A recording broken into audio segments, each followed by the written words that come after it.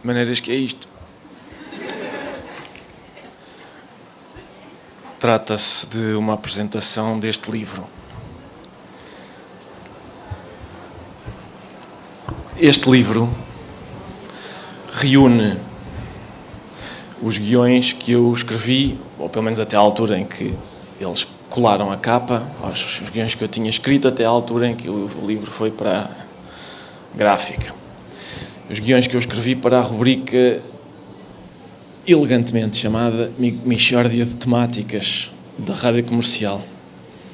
Em primeiro lugar, eu queria dizer que resolvi organizar isto da seguinte maneira. Eu digo agora umas coisas sobre o livro, depois fazemos uma curta sessão de perguntas e respostas, porque imagino que as coisas que eu faço despertem profunda inquietação nas pessoas, e depois faço uma coisa que odeio fazer sempre que estou numa plateia, que é convidar voluntários para virem fazer uma mixórdia comigo. Só uma, porque depois vou assinar os livros das pessoas que tiverem o mau gosto de eu querer levar, que imagino que sejam muitas, porque embora estejamos em crise, as pessoas sabem que os bens essenciais são sempre necessários. Ora bem, o que eu gostava então de dizer sobre isto é que o livro não é nada de novo, na verdade, é que o livro reúne os guiões que eu escrevo para a rubrica. E, portanto, 90% do meu trabalho está aqui. Era isso que eu queria deixar claro, é que o meu trabalho é escrever os textos. O facto de os interpretar a seguir continua a ser um acidente. E eu costumo contar a esse propósito uma história muito edificante que se passou comigo e que é a seguinte. Uma vez, o Benfica tinha perdido 1-0 em casa com o Dinamo de Bucareste. E eu estava muito aborrecido com isso e fui levar o Miguel Góes a casa, tínhamos ido os dois ver o jogo. E no regresso, havia aquela primeira chuva e eu espatifei o carro todo numa curva, pim, pim, pim, bati à frente, atrás, em vários sítios do carro. E depois chegou a polícia e tenho de preencher lá aqueles papéis. Nome, profissão, o costume. E na profissão eu disse a verdade. Disse o que digo sempre, que é o que eu ponho nas declarações de impostos e que é a verdade. Eu disse guionista, porque é isso que eu sou, uma pessoa que escreve guiões. É esse o meu trabalho. E o polícia apontou, guionista. Mas olha que você para guiar não... E portanto isto serve para que as pessoas compreendam melhor que mesmo perante a adversidade eu mantenho que a minha profissão é essa, é ser guionista. Este livro está aqui preso, eu precisava de um... Não, eu consigo assim. Quem quiser pode levar esta pianhazinha, eu recomendo. Algumas pessoas têm perguntado, e é uma objeção legítima, têm perguntado se textos que foram escritos para serem ditos têm graça lidos. E eu, evidentemente, sou suspeito para o dizer, mas acho que sim. E posso prová-lo. Reparem. Enfim, é tão refrescante quando podemos demonstrar que temos razão de uma forma tão fácil. Bom, se alguém quiser fazer-me perguntas, eu disse, não sei se lembram, uma curta sessão de perguntas, porque eu nem sequer fiz agradecimentos. Eu tenho que agradecer à Rádio Comercial, evidentemente, quando o Pedro Ribeiro me convidou para ir fazer isto. E eu aceitei de forma inconsciente. E há a Tinta da China, que é a editora que sempre editou as coisas que eu escrevo e que não fosse... Seria uma editora perfeita, não fosse esta mania persistente de marcar apresentações do livro para o dia em que o Benfica joga. Eu não consigo tirar-lhes este bicho. Enfim.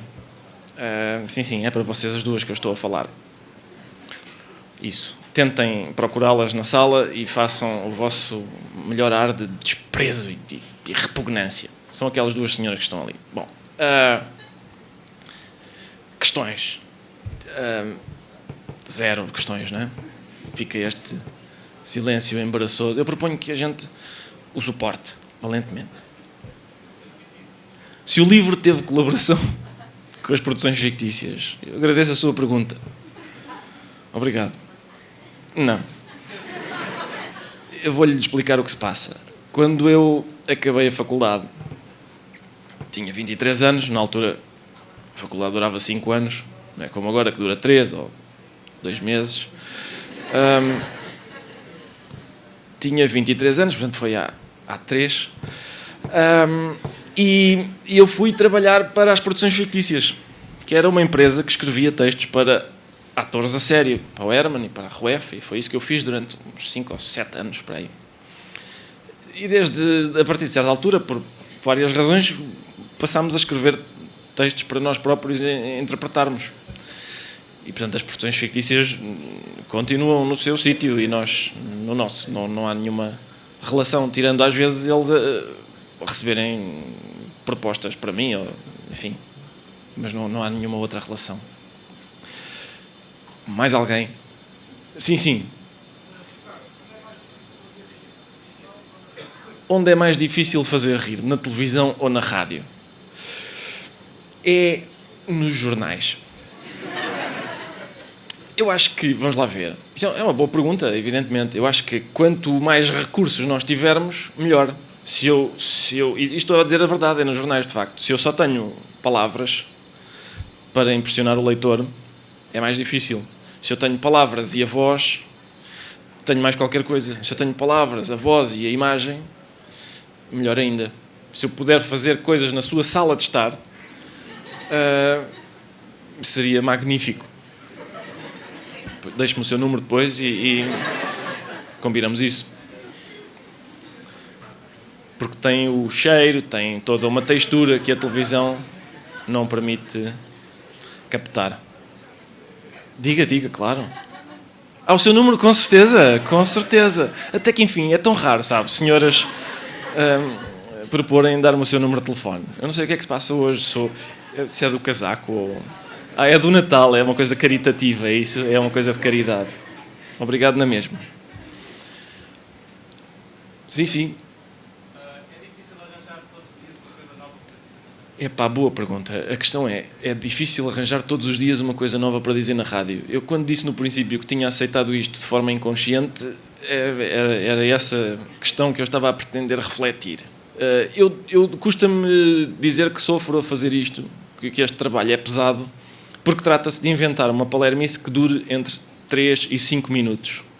E se por exemplo, um mineiro me ouvir a dizer que isto é um trabalho que causa sofrimento, se calhar acha que eu sou um idiota. E não estará longe da verdade. Espero que não haja mineiros na sala. Portanto, ou seja, é evidente que há trabalhos mais pesados do que isto. Mas eu sou muito frágil, não é? E confesso que eu, à partida para isto, eu pensei, não vou escolher um conceito. Não quero estar preso a essas amarras de ter um conceito, todos os dias é uma coisa, tal. Quero fazer o que me apetecer.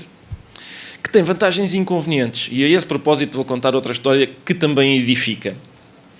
Quando eu andava, sei lá, no 5º ano ou no 6º, o padre Joaquim dizia, bom, é sexta-feira, dia de redação.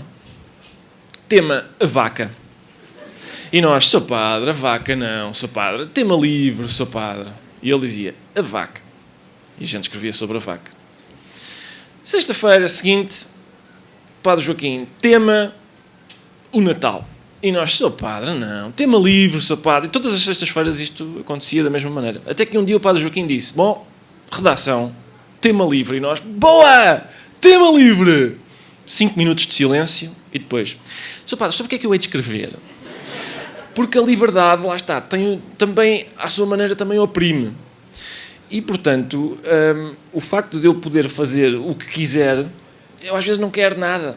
E isso aborrece-me. E então, é isso. Também conta o facto de eu não ter grandes recursos. Eu sou capaz de fazer qualquer personagem imaginária, desde que seja sempre um Saloio ou um Choninhas. E, portanto, digamos que não tenho grandes recursos. Respondi à pergunta. Eu já não lembro bem da pergunta, mas... Enfim. Era difícil, é difícil. Obrigado pela sua pergunta. Normalmente o processo de sofrimento é durante o dia vou gemendo, que não me lembro de nada, não tenho um tema para o dia seguinte, não acontece nada neste país, só de vez em quando é que os hipermercados fazem promoções e me dão temas e não sei o quê. E depois chega à noite e normalmente é isto. À noite, mesmo antes de me ir deitar, ocorre-me qualquer coisa. E depois deito-me e levanto-me às 6 da manhã, escrevo o texto até às 7h30, faço aquelas coisas que as pessoas fazem até às 8, limpezas, e vou para a rádio. E há sempre alguém que faz uma pergunta nos moldes em que a fez. É a minha fórmula predileta, porque é uma pergunta e ao mesmo tempo um elogio. E eu gostava que o resto da plateia seguisse esta fórmula daqui em diante, se fosse possível. Ricardo, és mesmo o maior. Tenho então uma questão. Bom, a pergunta desta moça foi... já não sei bem, mas sim, às vezes é isso. É isso. Se existem alguns motivos alguns motivos de inspiração, não é? Se alguma coisa nos inspira, porque dizia esta menina, e bem, que uma vez tinha havido uma mixórdia assim sobre o facto de alguns desodorizantes darem para 48 horas. O meu trabalho é reparar nessas coisas, enquanto outras pessoas estão mesmo a fazer o país andar para a frente. Eu estou a... Olha isto. É isso. Bom, então o que é que sucede? Depende. Às vezes há coisas que se apresentam como evidentes. Por exemplo, se milhares de portugueses andam à pancada para conseguir um detergente 50% mais barato, isso é divertido. Ou se um ministro faz não sei o quê, certo? Outras vezes acontece isso, ando a esgravatar por coisas dessas. Outras vezes ainda ocorre-me uma frase. Por exemplo, no outro dia ocorreu-me que talvez fosse divertido. Não, quer dizer, estava na rua e olho para uma pessoa qualquer, que era um rapaz, e reparei que ele, visto de trás, parecia uma velha. Era só isto. Ele, visto de trás, parecia uma velha. Não sei se era o cabelo ou a roupa, parecia uma velha, o puto parecia uma velha, visto de trás. Então pronto, fiz o drama de um homem cujo filho parece uma velha, visto de trás. Enfim, ajuda muito beber um bocado também. E ainda, às vezes, há pessoas que me oferecem coisas sem saber. Uma vez eu estava em Cabo Verde, num hotel, e passa por mim um grupo de rapazes. Era noite, e eles não viram que eu era português também, por isso estavam a falar à vontade, que é a modalidade favorita para mim, é quando as pessoas estão a falar sem saber que eu estou a ouvir. E um dos rapazes, eu só ouvi esta frase, um dos rapazes disse ao outro: "Olá, sabes onde é que há gajas boas?" Foi só isto. E eu fiquei a magicar naquela frase muito tempo, porque me fascinou aquela perspectiva de haver uma localização geográfica. Assim como há boas laranjas é no Alentejo. E eu, inventei que havia em Hermesinde. E já não é a primeira vez que uma pessoa vem ter comigo e diz: "Eu sou de Hermesinde, tu nunca foste a Hermesinde, pois não?" E eu: "Não, pois é que lá não há gajas boas." Acontece muito frequentemente ser desmentido por pessoas de Hermesinde. Eu tenho sempre feito as coisas em grupo.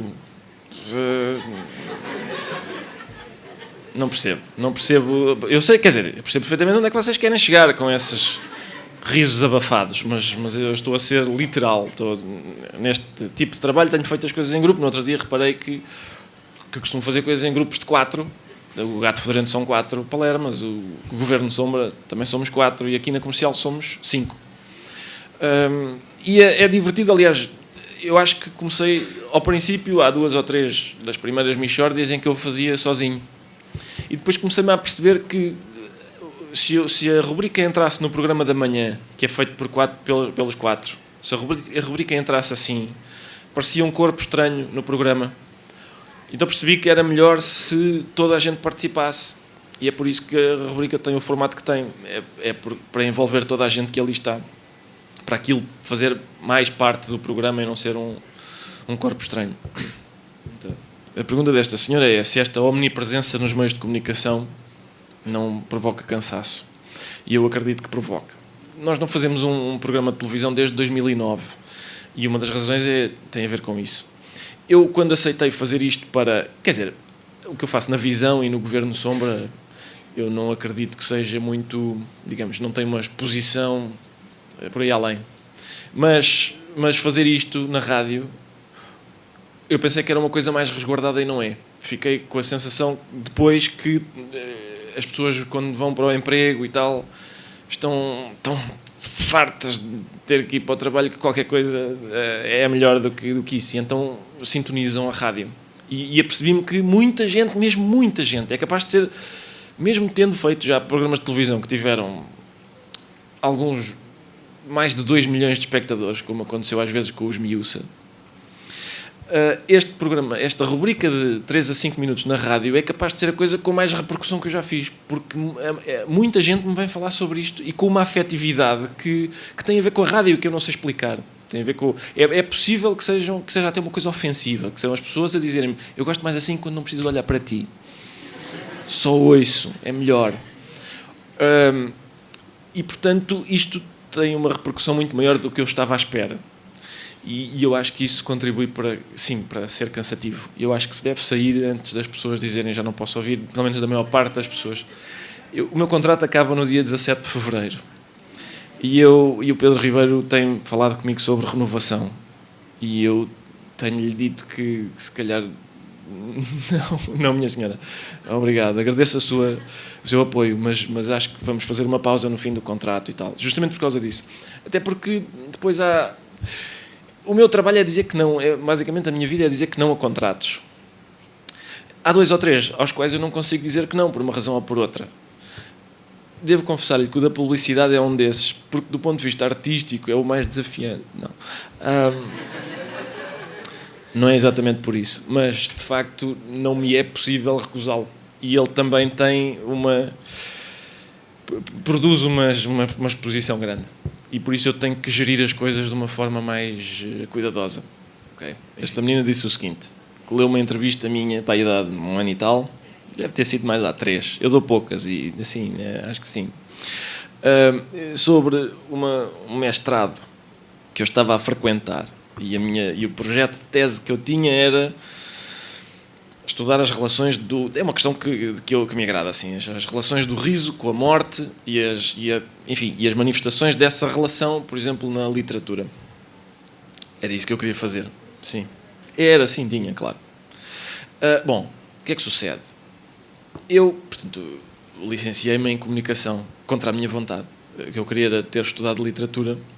E então, já depois de velho, inscrevi-me num curso de literatura na Universidade Nova, outra licenciatura. E fiz. Ainda bem que a sala está cheia, porque eu quero que vocês ouçam isto. Fiz literatura portuguesa contemporânea com o professor Fernando Cabral Martins e tive 19 valores. Fiz introdução... Obrigado. E fiz introdução aos estudos literários. Talvez seja cedo para aplaudir, como vão ver. Fiz introdução aos estudos literários com o professor Gustavo Rubim e tive 19. Portanto, neste momento eu tenho média 19 naquele curso. O facto de me faltarem 80 cadeiras, acho que é despiciando. Mas, portanto, essa licenciatura, de repente, aconteceu qualquer coisa e eu tive que me ir embora. O mestrado foi também um sonho muito lindo. Mas, entretanto, meteu-se os Miúça, que era um programa diário e durante ali um tempo absorveu toda a minha atenção. E, portanto... e tudo isso está à espera que eu tenha algum tempo. Mas obrigado pelo seu interesse na minha atividade académica. Acredito que é partilhado por toda a gente que aqui está. Assim que houver tese, serão os primeiros a receber um exemplar. Ora bem, se calhar eu ia então recrutar as 3, acho que preciso de, 4. Abram os vossos livros.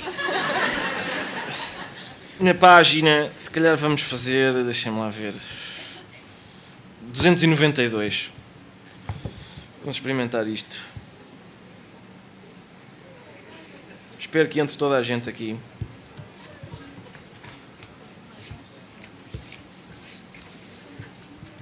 Portanto, se calhar vamos fazer Pedro Ribeiro, Vasco, Wanda, Nuno. Pode ser isso? Vamos a isso. Força, Pedro, avance. Acácio Ribeiro esteve presente nas manifestações de sábado, mas tem uma perspectiva diferente acerca dos acontecimentos. Acácio, qual é o balanço que faz da manifestação? Olha, acho que não foi boa. Eu, sinceramente, sou contra. Então porquê que foi? Pensei que era outra coisa, porque com os impostos que há agora, eu já percebi que não tenho hipótese nenhuma de ficar com dinheiro no fim do mês. E então pus-me a pensar se não haveria alguma possibilidade de eu me render, ou assim, como eles fazem na tropa. Tanto chegar ao Ministério das Finanças e dizer, Sr. Ministro, levo tudo, mas não me faça mal. E então fui porque pensei que era para isso. Mas as pessoas iam numa de chamar gatuno e coisa. E isso assim é pior, porque ele irrita-se. Então, o que é que o senhor propõe? Olha, a minha ideia era falar com ele, calmamente, para dizer, olha, eu dinheiro não tenho. De maneiras que se calhar podia trazer coisas que fizessem jeito. A que tipo de coisas? Menina, portanto, eles parece que estão a dever dinheiro a uma gorda alemã. Não sei lá porquê. Prometeram-lhe que lhe pagavam com o meu subsídio de Natal. Ora, eu o subsídio de Natal não posso dispensar, mas tenho coisas que se calhar interessam à gorda.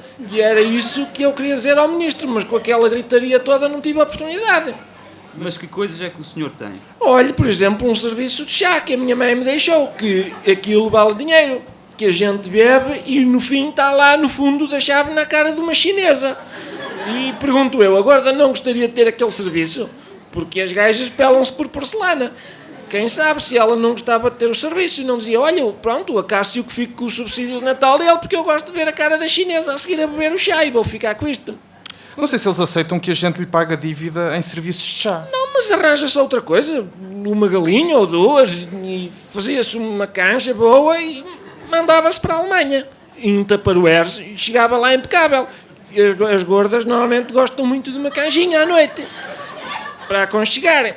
Então o senhor esteve um bocadinho deslocado na manifestação. Foi porque estava tudo a gritar, está na hora do governo se ir embora. E eu era o único a dizer, Gaspar, tudo se arranja, vê lá essa gorda, quer uma canja. Sozinho, mas aguentei-me ali a gritar as minhas palavras de ordem, parecia o Che Guevara das canjas.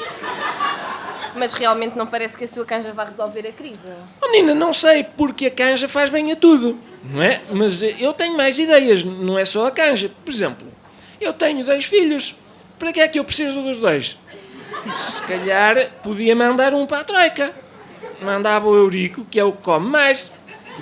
Eu poupava e eles ganhavam, porque ele é muito jeitoso a arranjar coisas. E podia fazê-los alguns trabalhos de bricolagem, porque as coisas avariam-se em todo ao lado. E a gorda deve estragar muita coisa, porque eu tinha uma sobrinha que tinha também um cu muito grande e ela estava sempre a partir cadeiras. O meu irmão não ganhava para os móveis. Chegaram-lhe a fazer um busto em Passos de Ferreira, que ele largava lá centenas de contos. Não sei se isso era a solução também. Pois lá está, o problema é este, é que as pessoas não querem fazer um esforço para ajudar. E assim não há nada que seja solução, porque isto resolvia-se facilmente. O meu vizinho tem uma filha que é doutora em Valpassos e ela parece que lhe disse que, em termos fiscais, o mais vantajoso era a gente, até ao fim do ano, tanto falecer. Mas o povo português é muito teimoso. E é assim que eu ganho a vida.